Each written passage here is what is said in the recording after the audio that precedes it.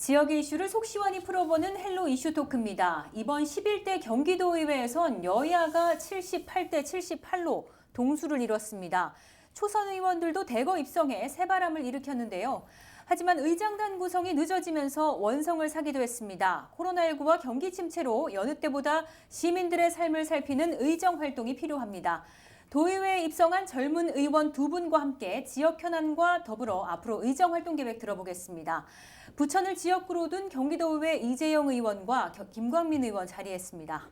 안녕하세요. 안녕하세요. 네, 지난 지방선거에서 부천은 민주당이 압승을 하면서 4개 지역구 모두 민주당 의원이 당선됐습니다. 그중에서도 오늘 가장 젊은 두 분을 좀 모셨는데요. 초선이지만 두 분 모두 또 지역에서 꾸준히 활동을 해오셨기 때문에 또 낯익은 분들도 많으실 것 같습니다. 먼저 두 분에게 모두 이 광역의원에 어떤 이유로 좀 도전을 하게 되셨는지 좀 여쭤보려고 해요. 어떻게 좀 도전을 하시게 되셨습니까? 예, 저는 지난 10년 동안 부천에서 꾸준하게 활동을 해왔습니다. 30국회의원 보좌관으로서 10년 동안 국회를 경험했고요. 그다음에 지역의 사무국장으로서 지역 현안에 대해서 면밀히 파악을 하고 있었습니다. 그런 부분들이 제가 지역 현안을 파악하고 경기도의원으로서 일을 하는 데 있어서 큰 도움이 될 거라고 생각을 하고요. 그동안 제가 부천 지역에서 사무국장 활동을 하면서 부천시와 부천시 의회를 간접적으로 경험을 했다고 생각을 합니다. 그런 경험들이 제가 경기도의원으로서 역할을 하는데 큰 도움이 될 거라고 생각해서 경기도의원에 도전하게 됐습니다. 네, 알겠습니다. 김광민 의원께서는 청소년 법률지원센터에서 활동을 해오셨어요. 현장에서 어떤 아쉬움이 있으셔서 의원직에 도전을 하신 건가요? 그 소위 말하는 제도 예. 속에서 청소년에 대한 이해가 좀 부족하다.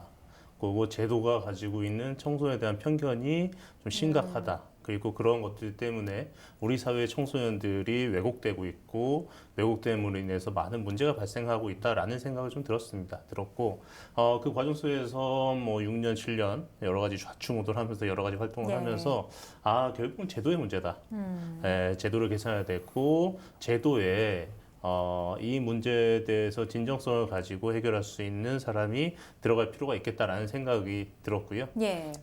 거만하지만 그게 저라고 생각해서 활동하게 됐습니다. 네, 막상 또 의회 입성을 하시고 보니 또 기대했던 것과 좀 다른 부분, 혹시 놀랐던 부분 이런 것들도 좀 있으세요? 우선은 이 부천이라는 경기도의 한 지역에서만 활동을 하다가 경기도 전체를 봐야 하는 곳으로 갔더니 규모에서 압도당했습니다. 시골 촌놈이 서로 올라와서 큰 빌딩 앞에서 규모에 압도당한 것처럼 경기도에 들어가고 의회 건물을 보고 자료를 보면서 경기도라는 곳이 정말 어마어마한 지자체구나라는 그래서 압도당하고 그에 따른 큰 책임감을 얻게 됐고요. 또 하나는 아까 말씀드렸듯이 저는 청소년이라는 부분에 많은 관심을 두고 시작을 했지만 어쨌든 경기도 의원으로서 경기도 도민들을 대표해야 되는 상황에서 정말 살펴보고 공부해야 하고 관심을 가져갈 것이 상당히 많구나. 그래서 그런 부담감도 컸습니다. 네, 압도당하셨다, 또 부담감도 크셨다 이렇게 말씀을 하셨는데, 이재용 의원께서는 좀 어떻게 보셨어요? 저는 제가 생각했던 거랑 크게 다르진 않았는데요. 일단 경기도 의회는 비례대표 15분을 포함해서 156명의 의원들로 구성이 되어 있습니다. 그중에서 우리 더불어민주당 소속 의원님들은 76명이 되고 78명이 되고요. 전국에 있는 17개 광역 시도 중에서 규모가 가장 큽니다. 가장 큰 만큼 좀 더 체계적이고 규모 있게 운영이 될 거라고 기대도 되는데요. 또 그런 큰 규모만큼 다뤄야 될 예산도 크고 정책도 워낙 많기 때문에 더 열심히 공부를 하지 않으면 안 되겠구나, 이런 또 생각을 들게 했습니다. 네.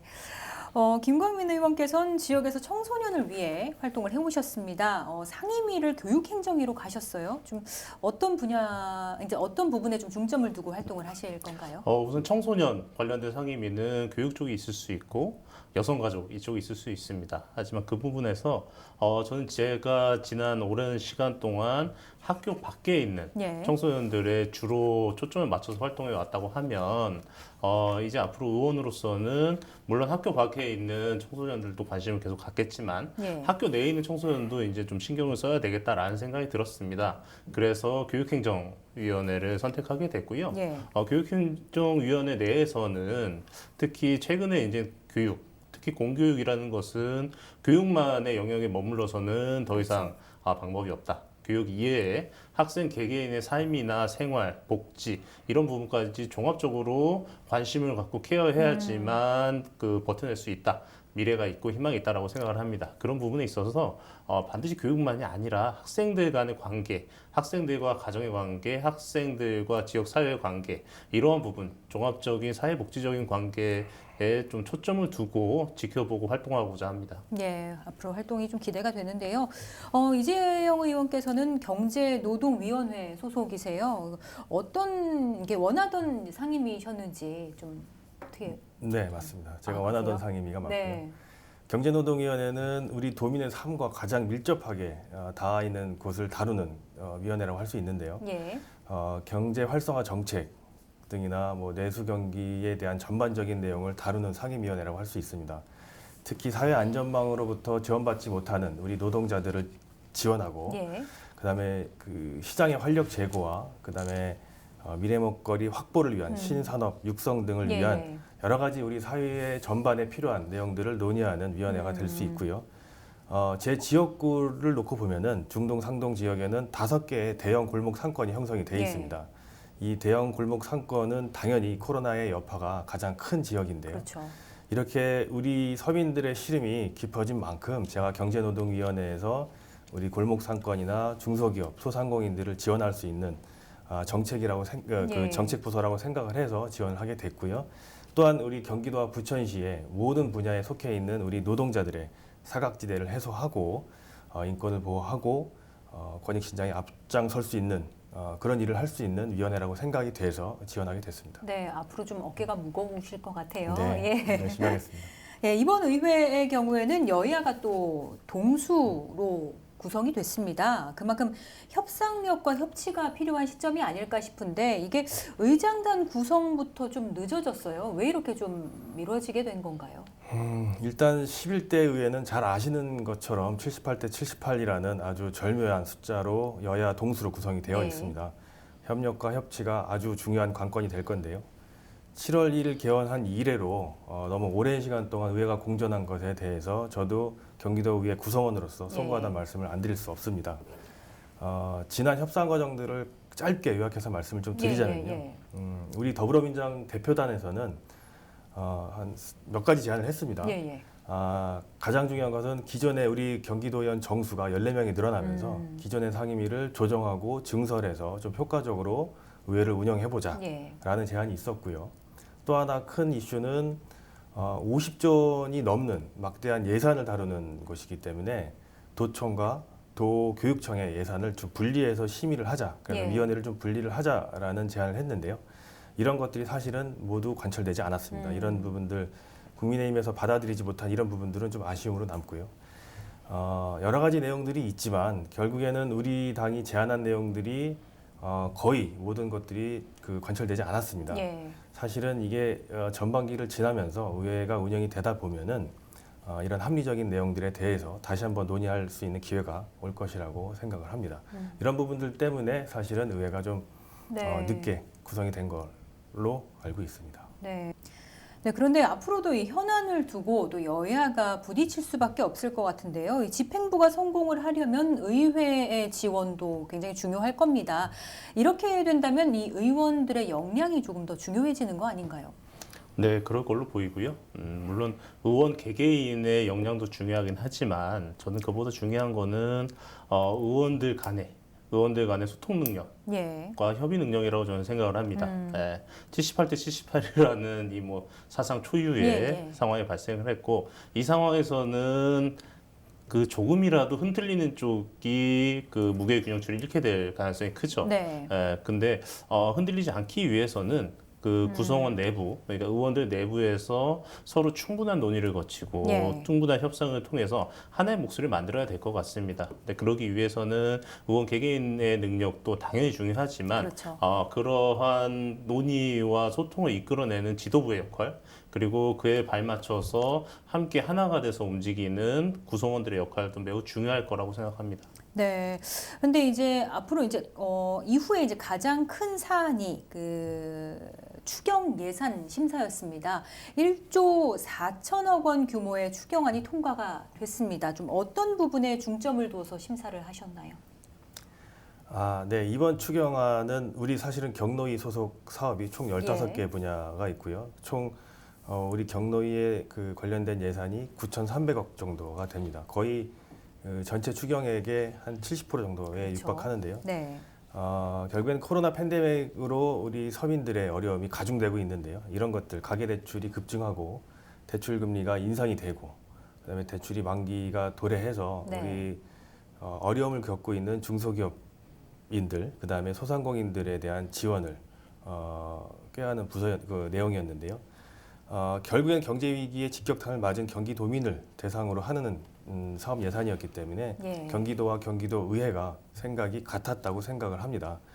앞서 말씀드린 대로 11대 의회가 첨예하게 구성이 돼 있는 상황에서 사실은 상당한 충돌이 있지 않을까라는 예상을 좀 했었거든요. 예. 네, 그런데 이제 어쨌든 서민 경제를 지원하는 그런 추경안이었기 때문에 여야가 큰 이견 없이 심사를 마칠 수 있었다고 생각을 합니다. 제가 예결위 소속 의원은 아니어서 정확한 내용은 잘 모르겠지만 큰 무리 없이 이번 추경안이 통과된 것으로 알고 있습니다. 네. 그런데 그 중에서도 가장 관심인 것 중에 하나가 지역화폐 예산이에요. 인천의 경우에는 이제 지역화폐 지원을 줄이면서 실제로 이제 캐시백 비율까지 줄이면서 논란이 좀 됐었는데 경기도의 경우에는 지역화폐 지원책이 좀 마련이 됐나요? 경기도 역시 여러 시군이 지역화폐 인센티브를 하향 조정하는 상황에 지금 도래했는데요. 예. 가장 큰 원인은 사실은 정부의 지역화폐 지원 예산의 삭감인 거죠. 당초에 그러니까 정부와 경기도, 그다음에 예. 경기도 밑에 있는 시군의 예산 비율이 8대 1대 1이었습니다. 근데 당초 이번부터는 4대 3대 3으로 정부 예산이 대폭 삭감이 된 건데요. 이런 부분들이 지역화폐 활성화에 좀 발목을 잡는 이런 부분이 좀 될 것 같습니다. 그런데 어쨌든 서민 경제를 부양하기 위해서 정책적으로 지역화폐를 확대하려고 했던 이런 정책들이 결국 효과를 보고 있기 때문에 정부에서도 이런 효과적인 정책에 대해서 좀 더 관심을 가지시고 지원을 좀 늘려나가는 방법을 강구해 주시길 바라는 바이고요.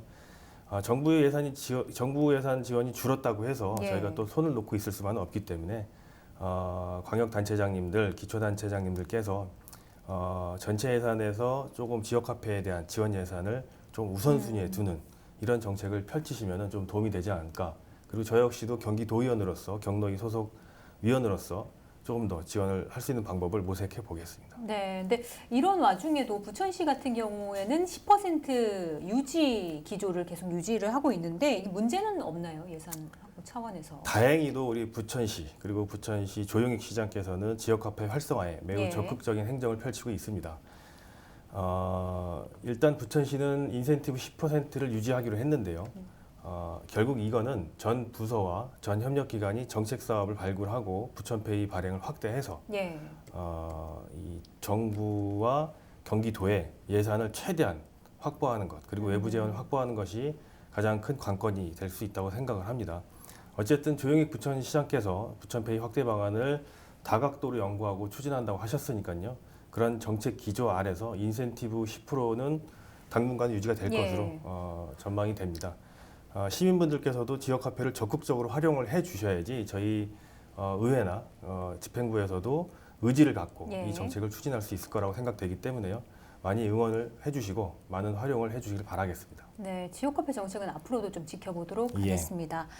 예, 현재 임태희 교육감의 경우 9시 등교제라든지 혁신학교 재검토 등 기존 정책과 다르게 갈 텐데요. 이 도교육청의 정책 기조를 좀 어떻게 보고 있는지 이야기를 나눠볼까 합니다. 좀 어떻게 좀 보고 계신가요? 지금까지 명확한 로드맵이 나오지는 않은 것 같습니다. 그리고 산발적으로 정책들이 나오고 있는데요. 뭐 좀 한마디로 평가하자면 좌충우돌인 것 같습니다. 예를 들면 9시 등교 부분도 그렇고요. 최근에 뭐 이슈가 됐었던 그 조리실에 대한 민간 위탁, 급식실 민간 위탁 이런 부분들. 어느 날 갑자기 문득 뭐 민간 위탁을 검토한다 보도가 나왔다가 이슈가 되니까 며칠 있다가 다시 뭐 전면 백지화했다 이런 식의 보도가 나오는 등 정책의 일관성이 없이 그냥 기존의 그 진보 교육감이 했었던 모든 정책은 다 재검토하고 다 갈아엎겠다라는 그런 식의 태도로 좀 느껴지고요. 예. 물론 진보 교육감 체계에서 어떤 정책이 모두 다 도덕적 우월성을 갖고 있다고 생각하지 않습니다. 하지만 그 부분에 대해서 변화를 줄 거면 거기에 대한 명확한 평가, 냉정한 평가를 하고 그걸 바탕으로 해서 보다 나은 길로 가야 되는 건데 기존의 제도는 그냥 다 없애겠다, 다 바꾸겠다라는 식의 태도로 저는 보입니다. 그렇기 때문에 그런 태도 속에서 새로 나오는 제도들 역시 좌충우돌 이기 때문에 이런 부분이 모두 다 우리 학생들의 피해로 갈 수밖에 없습니다. 이런 부분에 있어서 상당히 걱정이 됩니다. 근데 이제 조직 개편을 보면은 민주시민교육이라든지 학생 인권생활과도 학생 교육생활과로 좀 명칭이 좀 바뀌었어요. 근데 이제 기존의 학생 인권보다 이 교권 보호에 방점이 찍히는 게 아니냐 뭐 이런 목소리도 좀 있는데 어떻게 보십니까? 그러니까 기존의 여러 가지 여론 중에 그렇죠. 제가 봤을 때 가장 위험한 여론이 어떤 여론이냐면요. 학생 인권과 교권을 대립되는 성격으로 놓고 비교하는 여론들입니다. 특히 이제 보수 진영에서 이러한 여론이 많이 나오고 있는데요. 마치 학생 인권이 보장이 되면 반대로 교권이 침해가 되고 교권이 보장되면 학생 인권이 침해되는 것처럼 두 개의 권리가 같이 보장될 수 있는 방법은 없는 것처럼 말하는 여론들이 상당히 많이 있습니다. 많이 있고 지금 임태희 체제에서의 교육청도 흡사 이러한 시각을 갖고 있지 않는가라는 의심은 됩니다. 그렇다고 하면 마치 학생과 교사 간의 대립 관계에 있고 교육청이 교사의 편을 들어주는 듯한 이런 구도가 된다고 했을 경우에는 그 교실 내에서 학생과 선생님이 간의 신뢰 관계도 흐트러지고 신뢰 관계가 흐트러진다고 하면 학교 자체가 제대로 설립할 수가 없습니다. 그렇기 때문에 이러한 부분은 학생 인권, 교권에 대한 기본적인 이해의 부족에 의해서 나타난 제도라고 생각을 하고요. 물론 임태희 교육감이 이러한 취지로 진행한다라고 언급하지는 않았습니다. 근데 여러 가지 조직 개편을 봤을 때 우려되는 부분들이고요. 근데 이게 우려가 아니라 현실로 나타난다고 했을 경우에는 교육 현장에서 대혼란이 발생할 것이라 생각이 됩니다. 네, 경기 교육 현장에 대해서도 좀 짚어봤습니다. 다음은 최대 관심사 가운데 하나인데요. 김동연 경기지사의 공약에서도 볼 수 있듯이 이제 부천 지역에서 가장 관심을 모으는 것이 일기 신도시 재건축 문제입니다. 이 재건축 관련법이 바뀌어야 하는데 경기도 차원에서 준비하고 있는 게 있나요? 일단 김동연 지사께서는 지난 지방선거를 통해서 일기 신도시 재정비 공약을 담아냈습니다. 부천도 대상에 포함이 되기 때문에 부천 시민들의 기대감이 상당한 것으로 알고 있는데요. 근데 지난 8월 15일쯤인가요? 윤석열 정부에서는 일기 신도시에 대한 마스터 플랜을 24년에 수립을 하겠다라고 발표를 했습니다. 이 사실상 공약 폐기 아닌가라는 이 걱정이 들기도 하는데요. 이에 대해서 우리 김동연 지사께서는 경기도에서 할 수 있는 것들을 해 나가겠다 이렇게 말씀을 하셨습니다. 김동연 지사께서 말씀하신 내용을 가만히 들여다보면요. 도지사의 전담기구를 설치를 해서 그 일기 신도시 재정비에 대한 실태조사들을 해 나가고 이런 것들을 종합대책으로 다 포함을 시켜서 준비를 해 나가겠다는 것인데요. 결국에 일기 신도시에 대한 종합대책은 국회에서의 법 제정에 달려 있다고 생각을 합니다. 근데 그런 법 제정을 하기 위해서는 현장에 이런 실태 조사들이 반영이 돼야 된다고 생각을 하고요. 그런 것들을 착실히 해 나가는 것이 저희가 해야 될 일이라고 생각을 합니다. 앞으로도 저 역시도 그런 실태 조사에 대한 행정들이 제대로 진행될 수 있도록 지원을 하겠습니다. 네, 마지막 질문 드리겠습니다. 앞으로 의정 활동 좀 어떻게 이끌고 나가실 생각이십니까? 시대의 흐름에 맞게 판단을 하고 우리 다양성을 존중하면서 본연의 임무에 충실하도록 하겠습니다. 알겠습니다. 네. 경기도에서 민주당은 여당입니다. 하지만 교육청 관련해서는 또 민주당이 야당이죠. 제가 있는 교육행정위에서는 야당입니다. 야당의 역할에 맞게 권력을 균제하고 열심히 활동하도록 하겠습니다. 알겠습니다. 오늘 두 분 말씀 여기까지 듣겠습니다. 고맙습니다. 감사합니다. 네, 헬로 이슈 토크 오늘 순서는 여기까지입니다. 두 분 말씀 여기까지 듣겠습니다.